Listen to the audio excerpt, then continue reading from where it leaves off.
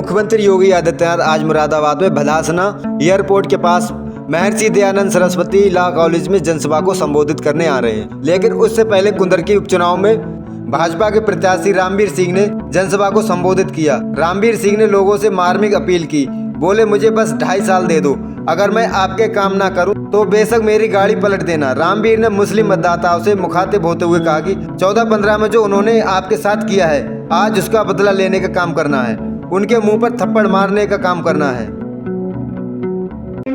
उसके 7 यूनिट है उसके, और जिसके 7 सदस्य हैं उसके 3 यूनिट कार्ड में, उन यूनिटों को भी व्यवस्थित कराने का काम मैं उसी ग्राम पंचायत के अंदर ग्राम दिवस रखवा के करूंगा।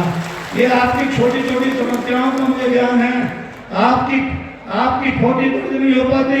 सरकार का आदेश है, योगी बाबा का आदेश है कि 15 दिन के अंदर तस्दीक करके और फोटी दर्ज कर दी जाए। मैं जानता हूँ कहाँ कमी है। मैं एक छोटे किसान का बेटा रहा हूँ। मेरे पिता को 45 साल इमरजेंसी में जाए हुए हो गए, खत्म हुए हो गए, और उससे पहले वो 1 साल इमरजेंसी में बंद रहे। मित्रों, जब जेल से निकले तो उनकी डेथ हो गई।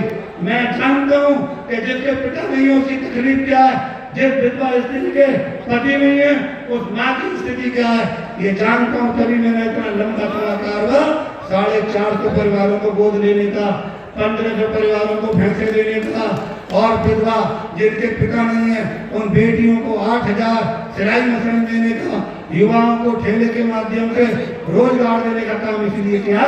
ये मन में टीस है, बचपन से ये टीस है भाइयों, मैंने उस टीस को झेला। मैं उस लेवल पे आदमी हूँ जब मेरे खेत में अप्रैल के समय में जब छुट्टियां हो जाती थी और जब गेहूं कटते थे तो मुझ पे एक ही जोड़ी कपड़े घर से बन पाते थे। मैं वो गेहूं काटने वाले के पीछे खड़ा होता था और वो पाले चुन चुन के गेहूं की पाले चुनता था और थैले में भर के लाता था, और बोरी में घर में, गाँव में, अपने घर में और बोरी में वो पाले इकट्ठी करता था। और फिर जब गेहूं सब कट जाते थे तो उन्हें कूटता था और मेरी माँ उसे फटकती थी और फिर मैं अपना कपड़े बनाता था। ऐसा स्वाभिमानी आदमी हूँ। मैंने अपने घर वालों पर भी आपसे पूछा, भाइयों, जिसकी जिम्मेदारी ज्यादा होती है वो ज्यादा होती है, ताकतवर वो होता है। कौन सा व्यक्ति ताकतवर ज्यादा होता है, आप बताओ? जिम्मेदारी निभाने वाला या आवश्यकता दिखाने वाला? बताओ ना, बोलो ना भाइयों।